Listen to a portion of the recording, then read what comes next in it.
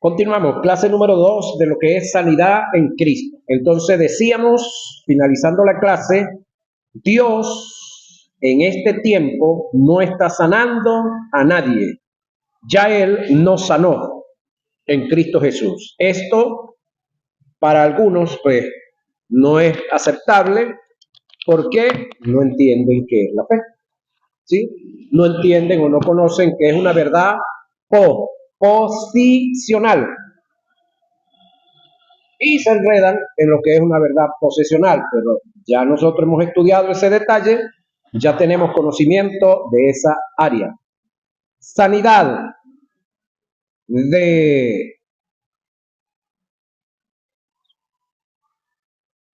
es un hecho consumado en la cruz. Es decir, la sanidad, al igual que la salvación, ya es un hecho consumado en la cruz. El pago por nuestra libertad, por nuestra salvación, ya es una realidad. Cristo nos salvó por completo. No creas que cada vez que un pecador viene a Cristo, oiga esto, y lo recibe como Salvador, Dios quita el estado de pecado de él, el pecador, y lo coloca sobre Jesús otra vez. No, ya eso es algo que se dio.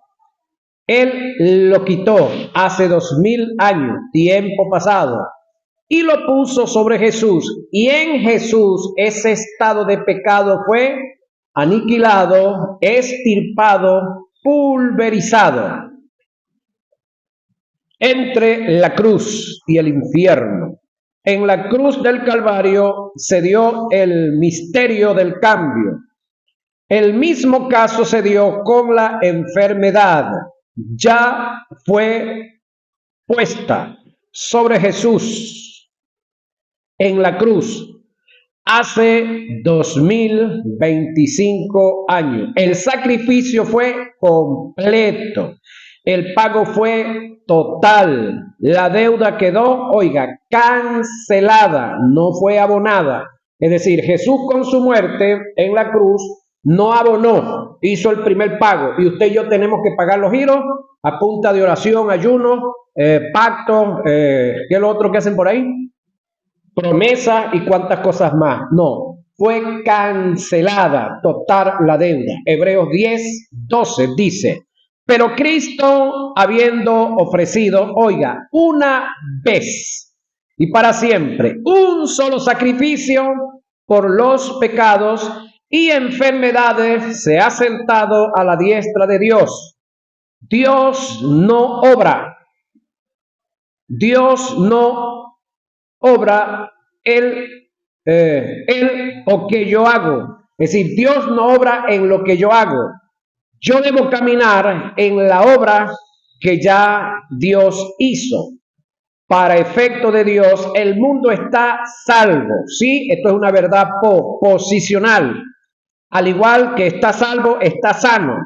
Si el mundo no ha hecho de la salvación una realidad, en sí mismo, ya esto es otra cosa. Entonces, para Dios, así como el mundo está salvo en su totalidad para Dios, la iglesia también está sana, totalmente sana en Dios. Ahora, si la iglesia no se ha apropiado de estas verdades, ya no es culpa de Dios. Ya no es culpa de Dios.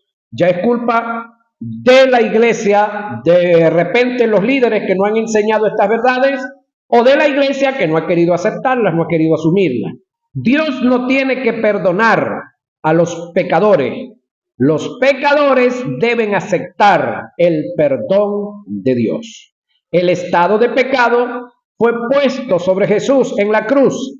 En la misma medida, Él pagó un precio, quitando el derecho que la enfermedad tenía sobre la humanidad. Por lo tanto, ya fuimos sanados hace más de 2000 años. Solo debemos creerlo, aceptarlo. No es aceptar, no es correcto pedirle a Dios aquello por lo cual se ha pagado un alto precio y se ha puesto a tu disposición. Él te dio la sanidad, solamente debes vivir en ella.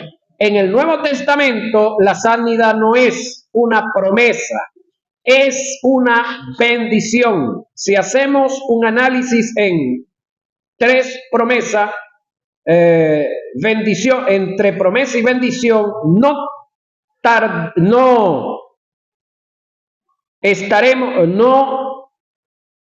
notaremos, la diferencia. Gálatas 3:14, promesa, es el término griego apagelia, indica un compromiso de hacer o dar algo. Eso es promesa. Promesa relacionada a Dios es aquello que Él está comprometido y dispuesto a dar o hacer por nosotros. Lucas 24:49, Hechos 2:33. Bendición es todo lo que Dios nos ha dado y ha hecho por nosotros. Es la diferencia que hay entre una promesa y una bendición. Y está dispuesto a cumplir, Efesios 1:3. En el Antiguo Testamento, la sanidad aparece registrada como una promesa. El texto dice: quitará Jehová de ti toda enfermedad, Deuteronomio 7:15. En el Nuevo Testamento aparece como un acto realizado, como una bendición. Es un hecho consumado y realizado. Nunca demandes a Dios tu sanidad como una promesa. Es tu bendición, te pertenece por herencia. La sanidad es un acto de fe, no de esperanza. ¿Sí? La sanidad, para efectos de nosotros, es un acto de fe, no de esperanza. Recuerdo un día, edad 17, 18 años, padecí, sí, patológicamente de la vista. Tenía lo que se conoce como hipermetropía. No era que no veía bien todo, sino un dolor intenso en el párpado. Ese dolor muy intenso, el cual me llevó a usar lentes correctivos, como por espacio de un año. Nunca me adapté a ello, nunca me resigné a ello. Un día llegó a mis manos un libro denominado Jesucristo el Sanador, escrito por un evangelista norteamericano llamado T.L. Osborne, que ya partió con el Señor. Leí ese libro y me apropié de las verdades que estaban ahí y comencé a ministrarme yo mismo. En algunas ocasiones estuve en algunos sitios y bueno, pedían oración por los enfermos, pasé algunas veces, pero mi trabajo era yo mismo, conmigo mismo. Hasta que un día, no sé en qué momento, se me ocurrió dejar los lentes, no sentí la necesidad de los lentes, salí a la calle y cerca de la casa donde vivía me dice un chico, pasé por la bodega de un amigo, llegué y lo saludé y me dice: ¿y qué pasó con los lentes? Y se me salió solito, Jesucristo me sanó, sin pensarlo. Bueno, resulta que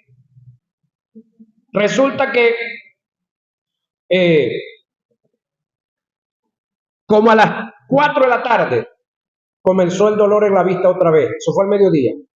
Y mi oración fue esta: Señor, si yo tengo que agarrar los lentes otra vez y ponérmelos porque no aguanto el dolor, ¿qué le voy a decir a mi amigo el colombiano cuando me vea otra vez con los lentes si yo le dije que tú me sanaste?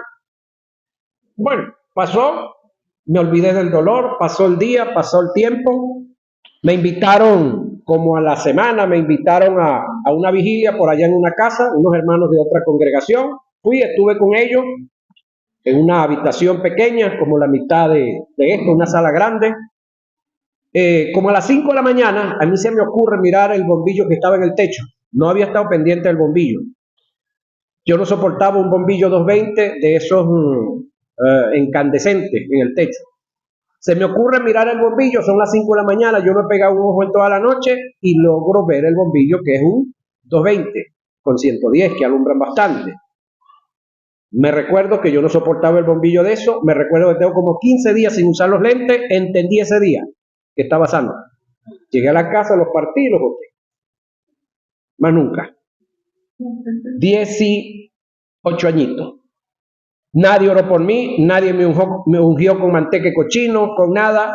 Solamente me aferré a la palabra, me apropié de mis derechos que están en la Escritura. Ahora, no esperes que Dios te sane. Ten fe que ya te sanó. Solamente debemos de apropiarnos. Cuando analizamos los conceptos de fe y esperanza, nos percatamos que son totalmente diferentes. Fe es la evidencia de las cosas que no se ven.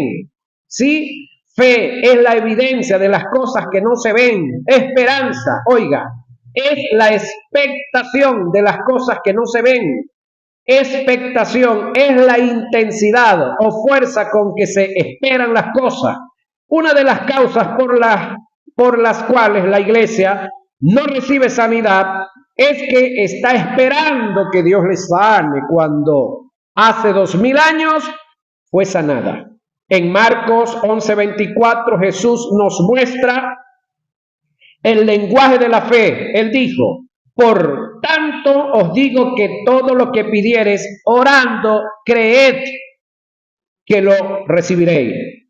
Pero debo aclarar que en el texto original el verbo recibir no está conjugado en tiempo futuro, sino en pasado,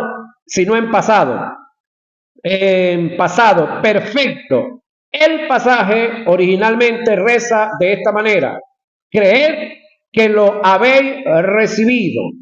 Es necesario entender la fe. Ella te dice que las cosas son tuyas en el momento en que las crees. La fe es del presente, no del futuro, y tiene su fundamento en acontecimientos, oiga, acontecimientos pasados. ¿Sí? La fe es del presente, pero tiene su fundamento en acontecimientos pasados, muerte y resurrección de Jesús. Hebreos 11:10 dice: es pues la fe, oiga, es pues la fe, tiempo presente, la certeza de lo que se espera. El lenguaje más aceptable de este texto es de lo que venimos esperando hasta el momento que lo aceptamos por fe. La fe es un título de propiedad que avala tu derecho sobre las cosas que son tuyas, aunque no las tengas en lo físico, ni las veas, ni las sienta.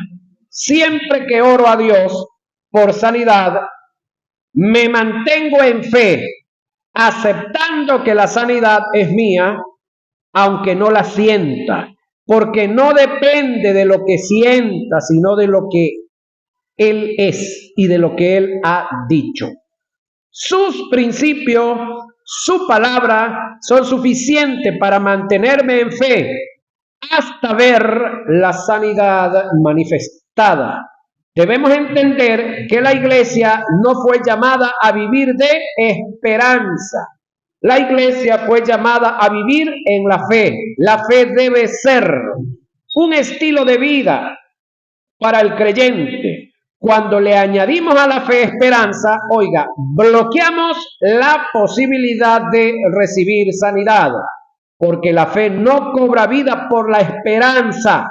La esperanza cobra vida por la fe. Pablo en Romanos 8, 24 y 25 hace una diferencia entre fe y esperanza. Según este pasaje, la fe es del presente, mientras que la esperanza es del futuro. Yo no debo esperar que Él me sane. Oiga, ya Él me sanó. Hay una gran diferencia entre mantenerme en fe hasta que la sanidad se manifieste o mantenerme esperando que Dios me sane.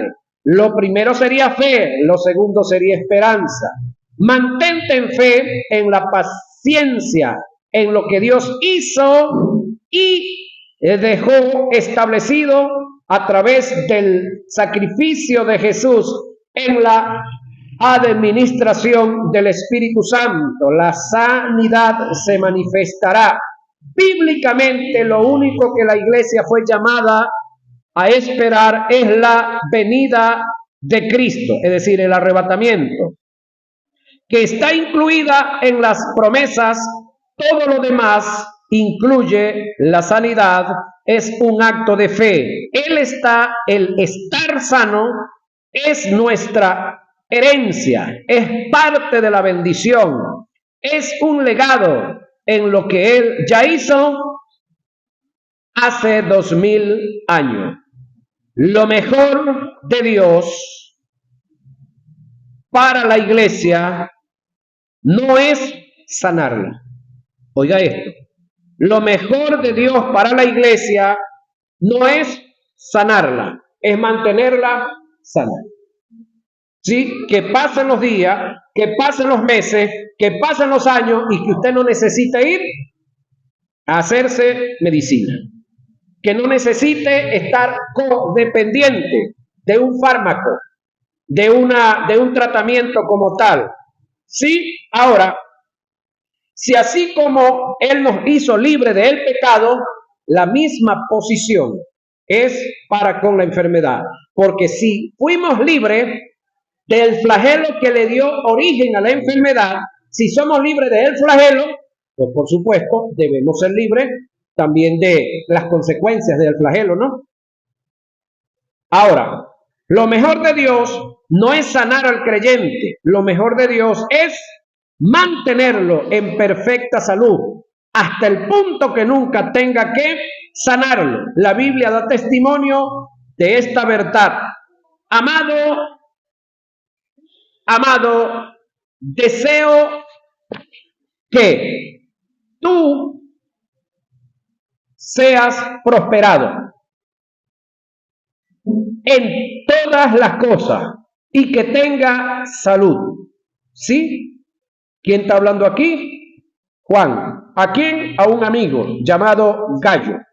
Le dice, amado, yo deseo que tú seas prosperado. Oiga, en todas las cosas. ¿Es el deseo de quién? De Juan. A Gallo. Y que tenga salud.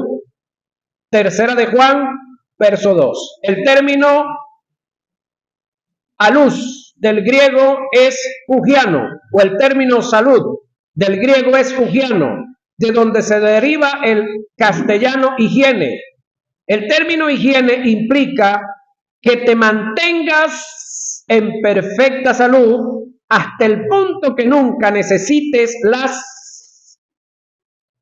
sanidad en ningún momento de tu vida. Es decir, el término higiene se relaciona no con la sanidad, sino con el que te mantengas sano. Tercera de Juan, verso 2. Originalmente expresa lo siguiente: amado, yo deseo que tú seas prosperado en todas las cosas y que te mantengas en perfecta sanidad.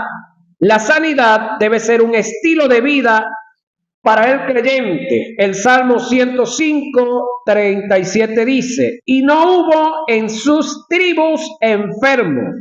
Si eso fue el deseo de Dios para un pueblo que no había sido redimido, ¿cuánto más para nosotros que hemos sido regenerados por completo?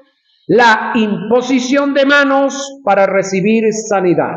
Vamos a ver esto, porque esto tiene que ver con la forma como nosotros hemos sido educados dentro de la iglesia, y muy especialmente en nuestras iglesias llamadas pentecostales, que el detalle que tenemos acá es que se le da mucho énfasis al día de Pentecostés y no se le da el énfasis que debiéramos de darle al que se manifestó ese día, que es al Espíritu Santo. Entonces la mayoría de nosotros sacamos el pecho para adelante y decimos, yo soy pentecostal, pero ¿qué conozco yo del Espíritu Santo? ¿Sí? Ahora, la palabra pente son 5. Costal son sacos. La iglesia de los 5 sacos. ¿Sabe usted eso, pastor? Sí lo sabía, ¿verdad? Por eso algunos ahora le ponen iglesia carismática, vi uno. Pero la renovación carismática de la iglesia católica sacó una agrupación, entonces muchos les da pena ponerle carismático. Otros le ponen pentecostés y así sucesivamente, porque se han ido dando cuenta de ese detalle. Ahora, lo importante no es el nombre que le pongamos, sino que conozcamos al individuo que se manifestó ese día. ¿Cuál día? El día que es conocido como el día de Pentecostés. Ahora, vamos a hablar un poco de la imposición de manos para recibir sanidad. No es para la iglesia, escúchenme, es para el mundo. En Marcos 16:15 dice, id por todo el mundo, esto es un mandamiento, y predicad el evangelio en primer lugar a toda criatura. Y el verso 18 dice, sobre los enfermos pondrán sus manos y sanarán. Si analizamos el pasaje tomando en cuenta la hilación del pensamiento, podemos notar que sobre quienes vamos a poner las manos para sanidad es sobre los enfermos del mundo, ya que a quien se le dio la comisión es a la iglesia. Ya ella fue sanada en la cruz. Reitero, la iglesia fue sanada en la cruz para poder sanar al mundo que está enfermo. Para poder entender esta verdad, voy a presentar los dos tipos de sanidad que registran las escrituras. La sanidad permisiva y circunstancial. La sanidad absoluta. La absoluta es la que se dio en la cruz del Calvario. Es una posición de esta sanidad. La iglesia debe gozar como un acto de fe. Este es su legado. Es como la santidad. Escúcheme, cristiano que diga, yo soy un pecador, yo sé que muchos lo dicen por ignorancia, pero nosotros como cristianos, como iglesia, no somos pecadores. La Biblia dice que somos la justicia de Dios en Cristo Jesús. Que como cristianos pecamos, sí. Es más, le digo algo. ¿Sabía usted que el mundo no peca? Al mundo no se le juzgará por adulterio, por fornicación, por robo, por trampa, por trácala. No se le va a juzgar por eso, ni se le va a condenar por eso. ¿Sabía usted eso? Ahora, a nosotros tampoco se nos va a condenar por eso, ¿sí? Pero vamos a tener problemas, los que andemos en eso. En el día del juicio, para con los galardones. Creo que eso está bien claro en la materia que acabamos de ver, que es escatología. Ahora, el mundo, en cuanto a así como absolutamente estamos salvos, estamos libres del pecado, entonces de la misma manera es la misma posición que tenemos en Dios para la salud física. Ahora, la absoluta es la que se dio en la cruz del Calvario, es una posición. De esta sanidad la iglesia debe gozar como un acto de fe. Este es su legado. Ahora, cada día nosotros como iglesia debemos de agradecerle a Dios, ¿sí? Por esa salud. El detalle es que nosotros nos acordamos, como dicen los católicos, de Santa Bárbara es cuando truena, ¿no? De Santa Lucía cuando nos cae el sucio en el ojo. Pero ¿quién en la mañana se levanta y le dice, Señor, gracias te doy por los buenos riñones que tengo, por el sistema circulatorio hermoso del cual gozo? Señor, te doy gracias por el sistema inmunológico que tengo, que repele todo tipo de enfermedad, bacterias y virus. ¿Quién se levanta y le dice, Señor, te doy gracias por mi sistema óseo que me mantiene de pie? ¿Quién le dice a Dios gracias todos los días por eso? Nos acordamos de Dios cuando estamos tochuecos, ¿sí? Pero no le decimos a Dios gracias por mantenernos sanos por tanto tiempo.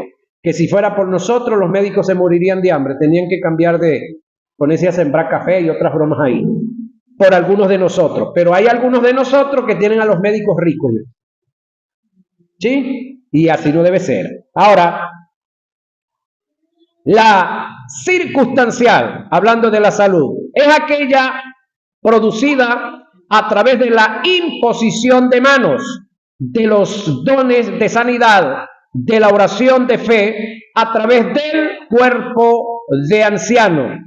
La ciencia médica, Santiago 5:14. La iglesia no debe esperar enfermarse para orar por sanidad.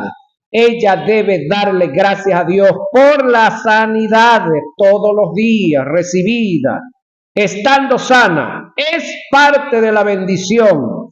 Además, es más fácil, oiga, orar por salud estando sano que estando enfermo. Siempre me llamó la atención que exista una consulta médica para niños sanos. Yo cuando vi eso por primera vez dije, wow, qué invento nuevo será este de los médicos para sacarnos la platica a nosotros los papás. Ahora, consulta de niños sanos. Ahora, esta es una rama de la medicina que se conoce como la sanidad preventiva. Esta se encarga de prevenir y atacar la enfermedad antes de su llegada. El sistema de vacunación forma parte de este tipo de sanidad. Te vacunas en contra de la enfermedad antes que llegue. A este sistema se le hace un seguimiento llamado esquema de inmunización. Lo mismo debe hacer la iglesia, orar por salud antes de enfermarse. Tomar en fe la porción de la palabra que es medicina para nuestros cuerpos y refrigerio para los huesos, como un sistema de inmunización. Hijo mío, no te olvides de mi ley, y en tu corazón guarda mis mandamientos, porque la largura de días y años de vida y paz te aumentarán. Nunca se aparte de ti la misericordia y la verdad. Átalas a tu cuello, escríbelas en la tabla de tu corazón, y hallarás gracia y buena opinión ante los ojos de Dios y de los hombres. Fíate de Jehová de todo tu corazón, y no te apoyes en tu propia prudencia. Reconócelo en todos tus caminos, y Él enderezará tus veredas. No seas sabio en tu propia opinión. Teme a Jehová y apártate del mal, porque será medicina a tu cuerpo y refrigerio para tus huesos. Proverbios 3:1-8. Hijo mío, está atento a mis palabras. Inclina tu oído a mis corazones. No se aparten de tus ojos, guárdala de mis razones. Sí, de mis razones.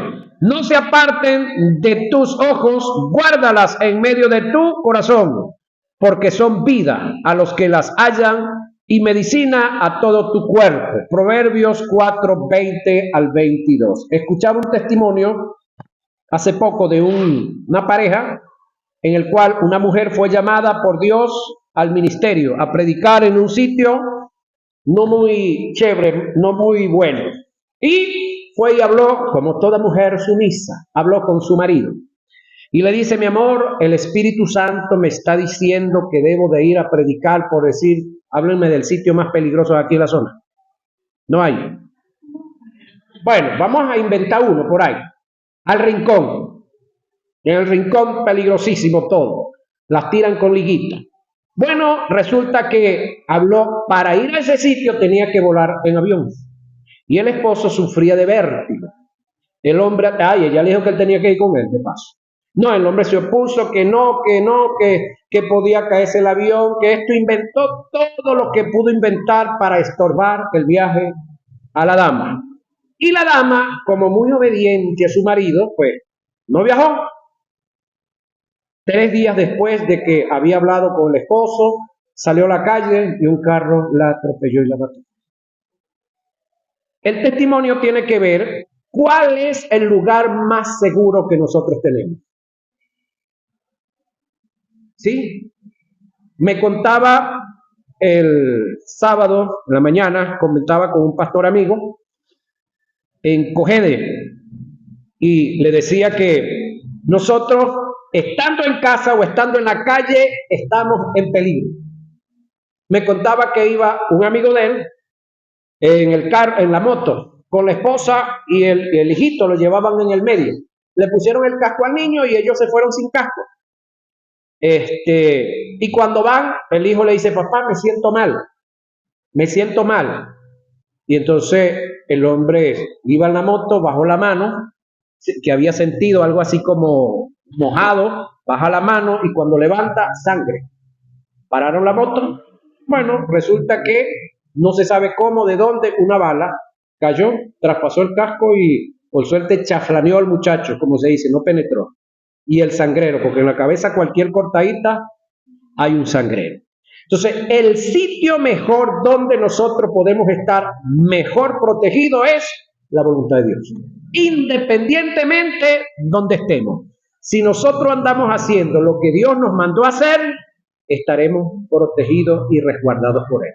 Pero cuando nosotros nos ponemos a hacer lo que nosotros nos viene en, ya usted sabe la respuesta. Hermano, seamos cristianos, seamos ministros, tengamos el ministerio que tengamos, estamos desprotegidos. Porque en el caso de los hombres y las mujeres que Dios se dignó y nos escogió para un propósito, para lo único que nosotros le vamos a servir a Dios es para lo que nos llamó a hacer. Después que nos llamó, nos capacitó y nos envió. Ya para efecto de Dios, para otra cosa, nosotros no servimos. Entonces la protección de Dios va a estar con nosotros mientras nosotros estemos haciendo lo que Él nos llamó a hacer, donde Él nos llamó a hacer lo que nos llamó a hacer. Del resto, hermano, estamos vulnerables a un accidente, a una bala perdida, a un árbol que se cayó, a un terremoto nos aplasta una casa, la picó un zancudo nos puede matar en cualquier lado. Ahora, como maestro no le doy peces a la gente. Escuchen esto, predicadores y predicadoras. Los enseño a pescar muy poco oro por los enfermos, imponiendo las manos sobre ellos. No se descarta la posibilidad de hacerlo, pero sería como darle peces a la gente. Y como maestro fui llamado a enseñarlos a pescar.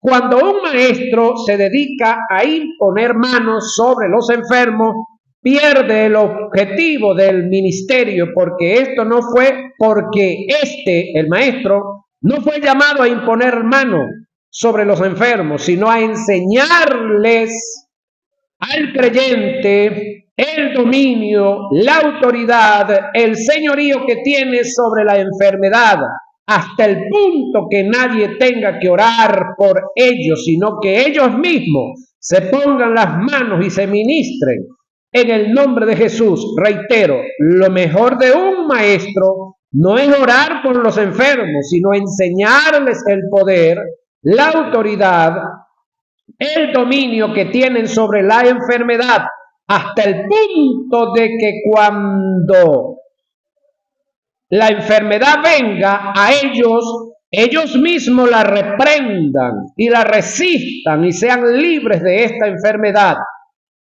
Y de esta forma pasen a ser, oiga, la solución del problema y no parte del mismo. Estuve leyendo un documental del pastor Kenneth Hagin, quien da testimonio de haber pastoreado una congregación por 12 años y alegaba que en ese tiempo no supo lo que fue orar por alguno de sus feligreses y ninguno de ellos falleció a causa de una enfermedad. El caso no era que no se enfermaban, sino que cuando la enfermedad venía, ellos la reprendían en la autoridad que tenían y eran libres el pastor Kenneth Hagin enseñó a la iglesia a depender de los recursos que tienen en Dios. En vez de ser problemas para el pastor, pasaron a ser la solución. ¿Escuchó, pastora? Cuando una iglesia entiende que el mismo poder, autoridad y dominio que tienen sus líderes sobre los poderes de las tinieblas, lo tienen ellos como cuerpo, dejarán de ser una carga para el pastor. Pero si el pastor no enseña esto, entonces son aquel tipo de pastores que enseñan a todo mundo a depender de ellos. No sé si se recuerdan de aquel aceite que venía en un frasco así de bacalao, que está un tipo con el bacalao, así van a cargar muchos pastores la iglesia en el lomo yo, y se van a morir antes de tiempo por tirarse la iglesia al lomo. No, nosotros no somos dueños de la iglesia, nosotros somos ministradores y administradores de la palabra. Ahora el sanador y el salvador se llama el Espíritu Santo en estos tiempos. Santiago hace una radiografía de acuerdo a lo expuesto anteriormente. Surge una pregunta: si la iglesia fue sanada en la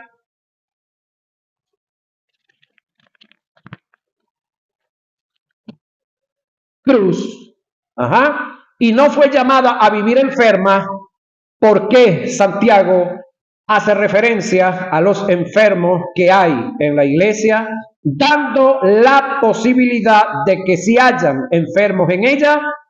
En respuesta a esto, quiero que analicemos una verdad que está intrínseca en el pasaje. El apóstol no está haciendo una afirmación, sino una interrogante en casos causales o fortuitos. El texto en Santiago 5:14 dice: ¿está alguno enfermo entre vosotros? A manera de pregunta.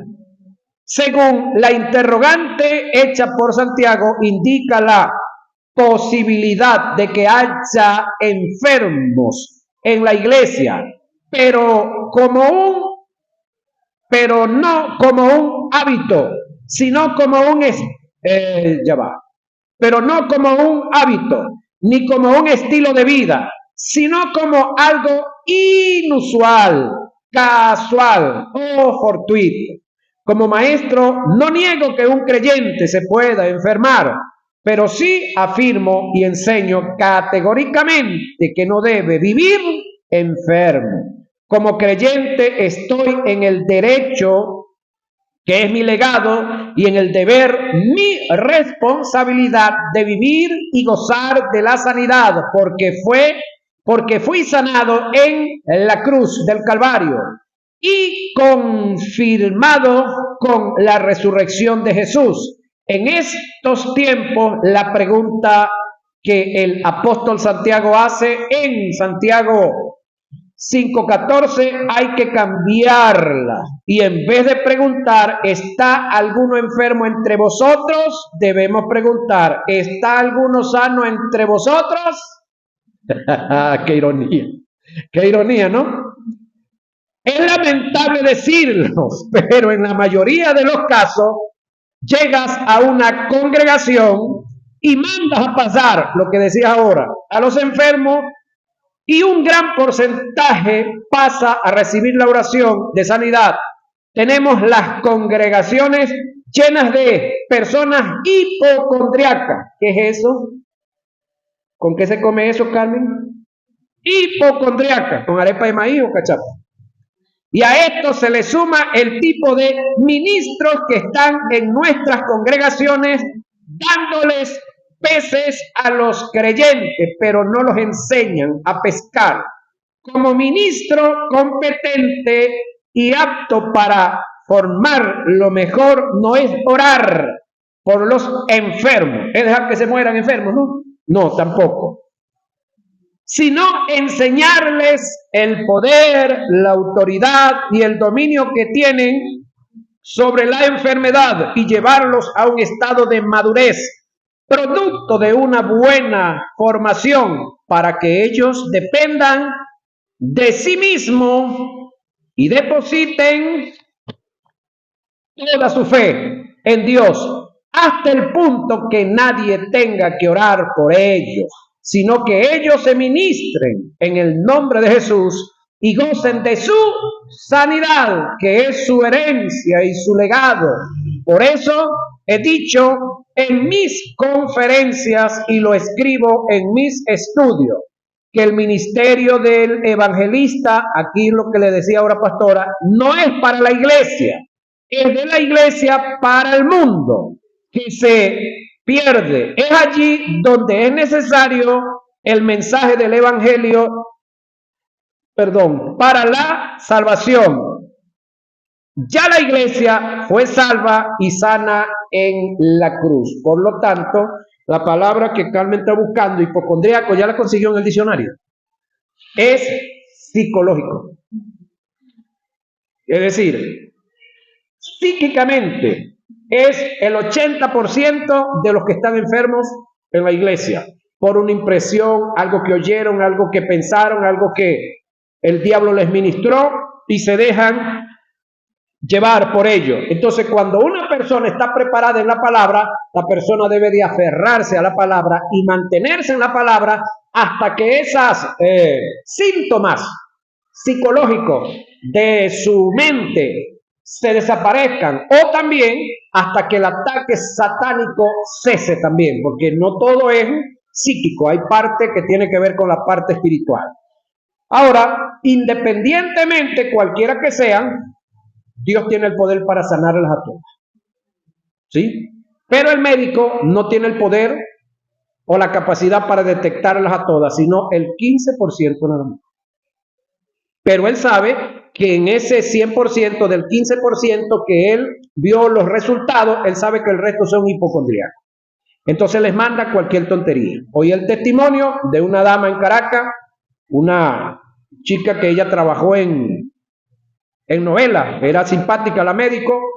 Llegó una vez un individuo con un dolor muy fuerte en la barriga, ella lo examinó, vio que no había nada de lo normal y agarró y le inyectó agua destilada. Y el hombre fino. Después llegó otra vez, cuando después llegaba con el mismo dolor, ella le decía, no, ese es mío, páseme lo que ese es mi paciente. Agarraba un frasco de agua destilada, delante de él lo partía, esta es la inyección que yo tengo para ti, ella misma lo inyectaba y el hombre se iba sano, con agua destilada. Eso era hipocondriaco. Ahora, para el mundo eso está bien, pero para la iglesia, ¿estará bien eso? No. Entonces, en el caso de los evangelistas, ellos se esmeran por ministrar y orar, poner manos. Si no se caen, entonces para ellos no está, no hay efecto, no hay. Entonces, el evangelista, reitero, es un hombre que está dentro de la iglesia, tiene un ministerio muy para el mundo. El mensaje del evangelista es muy sencillo, aparte de sencillo, es corto, no tiene profundidad, pero ese es el mensaje que el mundo necesita. Juegan con las emociones de la gente, eso es lo que el mundo necesita. Ahora, cuando digo juegan, estoy hablando en el buen sano sentido de la palabra, porque en la iglesia, cuando nosotros comenzamos, si se comienza orando y luego cantamos las canciones lentas o de repente las rapiditas y después las lentas, ¿qué estamos haciendo? Preparando psicológicamente la gente para luego la palabra. El detalle es que en algunos casos se canta y se canta y se canta y se supercanta y no hay casi tiempo para la palabra, que ahí es donde debemos de equilibrar. Conocí un predicador que hubo un tiempo en el cual él le decía al grupo de adoración que cantaran una o dos canciones y de una vez entraba con la palabra. Y después de la palabra que cantaran todo lo que ellos quisieran. Sí. Ahora, eso le cambió también la vida a mucha gente que tenemos en la iglesia, que ellos llegan exclusivamente para la predicación. Entonces ahora tenían que llegar más temprano si querían escuchar la predicación. Buena también. Ahora, los evangelistas deben, ¿sí?, ejercer su ministerio en un mundo que se pierde.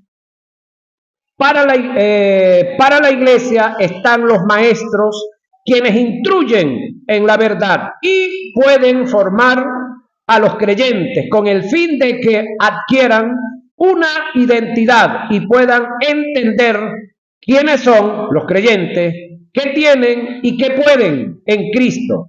Y de esta forma puedan valerse por sí mismo. El escritor de los Hebreos descarta la imposición de manos como fundamento doctrinal y práctica en la iglesia para los que ya deberían alcanzar un grado de madurez en estas cosas, considerándolo rudimentos y elemental, y a su vez nos instan a salir de ellas. ¿Sí? Por tanto, dejando ya los rudimentos de la doctrina de Cristo, vamos adelante a la perfección, no echando otra vez el fundamento del arrepentimiento de obras muertas, de la fe en Dios, de la doctrina de bautismo, de la imposición de manos. Hebreos 6:1. En este pasaje se utiliza el término griego aunque, que indica principio o comienzo, en su significado relativo al comienzo de las cosas que se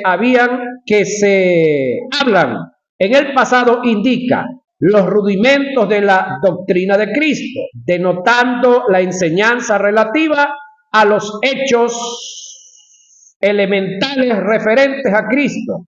El autor de los Hebreos afirma que la iglesia no está para tales prácticas, que el rol de ella, el de la iglesia, es ir caminando a la perfección en el conocimiento de mejores cosas hasta el punto de que llegue a un estado de madurez y de perfección para poder así alcanzar la estatura y la medida de nuestro Señor Jesucristo. Algunos cristianos dependen, oiga, de tales prácticas que son rudimentales. Es decir, tenemos cristianos que si usted no ora por ellos, no les pone la mano encima, ellos no van a creer que usted hizo algo por ellos.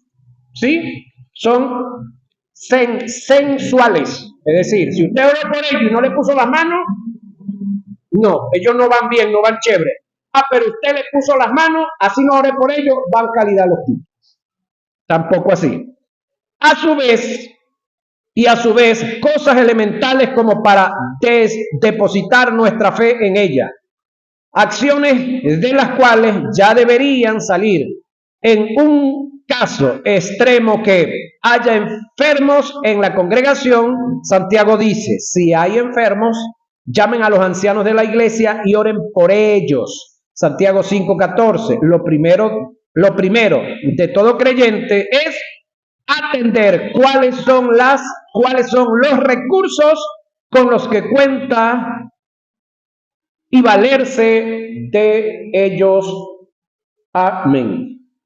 ¿Sí? Lo primero que la iglesia debe saber son los recursos con los que cuenta y apropiarse de ellos.